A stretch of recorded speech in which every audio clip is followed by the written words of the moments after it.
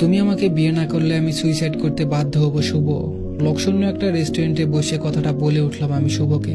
আর শুভ আমার কথা শুনে আমার হাত শক্ত করে ধরে বলল, এসব কি বলছো তুমি রোজা? বললাম, যা বলছি ঠিকই বলছি, তুমি আমায় বিয়ে না করলে আমি সুইসাইড করে নেব, এই বলে কেঁদে দিলাম আমি। শুভ বলল, পাগলি কাঁদছো কেন? তোমায় আমি বিয়ে করব। বললাম, কাঁদবো না? তুমি কেন বুঝতে পারছো না?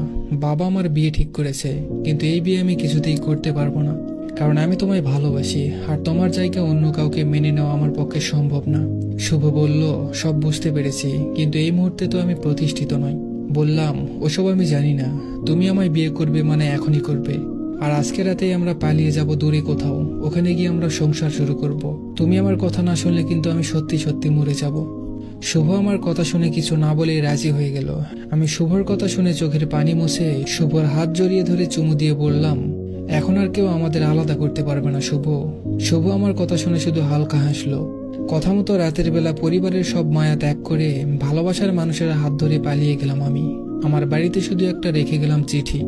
জানি বাড়ির সবাই আমার উপর খুব রাগ করবে, কিন্তু তারপরেও সব মায়া ত্যাগ করে চলে আসলাম আমি। কথা অনুযায়ী শুভ আর আমি বাড়ি থেকে পালিয়ে ট্রেনে করে চলে গেলাম অজানা গন্তব্যে, যেখানে আমার আর শুভর মাঝখানে অন্য কেউ থাকবে না। রাজশাহী ছেড়ে ঢাকার উদ্দেশ্যে পা বাড়িয়েছিলাম আমরা। সারারাত শুভর বুকে জড়িয়েই পার করে দিলাম আমি। এদিকে শুভ সারারাত শুধু ভেবেই গেল কি করবে এখন।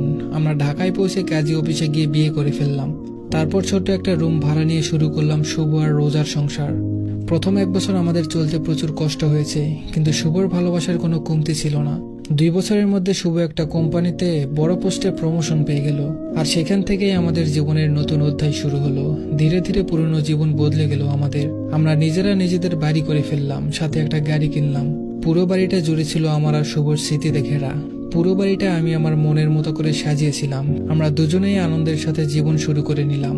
হঠাৎই আমার কোল জুড়ে আসলো আমাদের সন্তান। খবরটা শুনে খুশিতে আত্মহারা হয়ে গিয়েছিলাম আমরা। শুভ প্রতিদিন আমার খাবার খাওয়া থেকে শুরু করে আমার চুল আঁচড়ানো পর্যন্ত খুব যত্ন সহকারে করত। শুভর ভালোবাসা পেয়ে নিজেকে খুব ধন্য মনে হতো আমার। আমরা রোজ গাড়ি করে ঘুরতে যেতাম, এটা ছিল আমাদের ডেইলি রুটিনের মধ্যে একটি। দেখতে দেখতে পার হয়ে গেল 10 মাস। আমাদের কোল জুড়ে আসলো একজন কন্যা সন্তান। শুভর নাম রেখেছিল নূর। তারপর থেকে শুরু হলো আমাদের জীবনের নতুন গল্প। নূরের যখন 2 বছর বয়স, হঠাৎ একদিন ফোন আসলো শুভ অ্যাক্সিডেন্ট করেছে। কথাটা শুনেই মুহূর্তের মধ্যে পুরো জীবনটা এলোমেলো হয়ে গেল। কথাটা শুনেই আমি নূরকে আমাদের একজন কাজের মেয়ের কাছে রেখে চলে গেলাম হসপিটালে।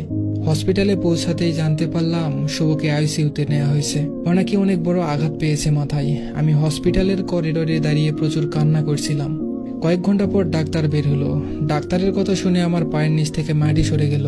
মুহূর্তের মধ্যে সব ধোঁয়াশা হয়ে গেল। আমি লুটে পড়লাম হসপিটালের ফ্লোরে, কারণ শুভ যে আমায় ধোকা দিয়ে চলে গেল। এখন কি করে থাকবো আমি? জ্ঞান ফিরতেই নিজেকে হসপিটালের বেডে দেখতে পেলাম। শুভর কথা মনে পড়তেই চেঁচিয়ে উঠলাম আমি। হসপিটালের বেডের সবকিছু এলোমেলো করে দিয়ে বাইরে বেরিয়ে আসলাম আমি। বাইরে বের হতেই শুভর ক্লান্ত মাখা মুখ দেখলাম আমি। কি সুন্দর চোখ বন্ধ করে শুয়ে আছে ও। বুকের ভেতরটা দুমড়ে মুচড়ে যাচ্ছিল আমার। শুভর বন্ধু, বন্ধুর বউ সহ আরো কিছু মানুষ আমায় খুব সান্ত্বনা দিতে লাগলো, কিন্তু তারপর কোনোভাবেই নিজের ভালোবাসাকে এভাবে চলে যাওয়াটা আমি মেনে নিতে পারছিলাম না। শুভকে রেখে আসলাম ওই মাটির নিচে। সেদিন রাতে আর ঘুম হয়নি আমার। বিছানার কিনারে বসে কেঁদেই গেছিলাম আমি। আর আমার ছোট্ট মেয়েটা ফ্লোরে বসে খেলছিল। আমাকে কাঁদতে দেখেও আমার কাছে এসে বলল, মা কান্না করো কেন, পাপাই এখনই চলে আসবে। মেয়েটার কথা শুনে বুকের ভেতরটা ছারকার হয়ে যাচ্ছিল আমার। কি করে বুঝাতাম আমি আমার মেয়েটাকে যে ওর পাপা আর কোনোদিন ফিরে আসবে না। মেয়েটাকে বুকে জড়িয়ে ধরে সারা রাত কেঁদেই পার করে দিলাম। প্রচন্ড বেগে খারাপ সময় কেটে গেল আমার। ধীরে ধীরে নিজেকে শক্ত করে নিলাম আমি। শুরু করলাম মেয়েটাকে নিয়ে নতুন একটা জীবন। ধীরে ধীরে সবকিছু স্বাভাবিক হয়েছিল। তারপরেও শুভর স্মৃতি কিছুতেই ভুলতে পারলাম না। অবশ্য আমি ভুলতেও চাইনি। শুভকে ছাড়াই শুভর স্মৃতি নিয়ে পার করে দিলাম প্রায় 30টা বছর। আজ আমি মৃত্যু সজ্জায়। মেয়েটাকেও বড় করে বিয়ে দিয়ে দিলাম।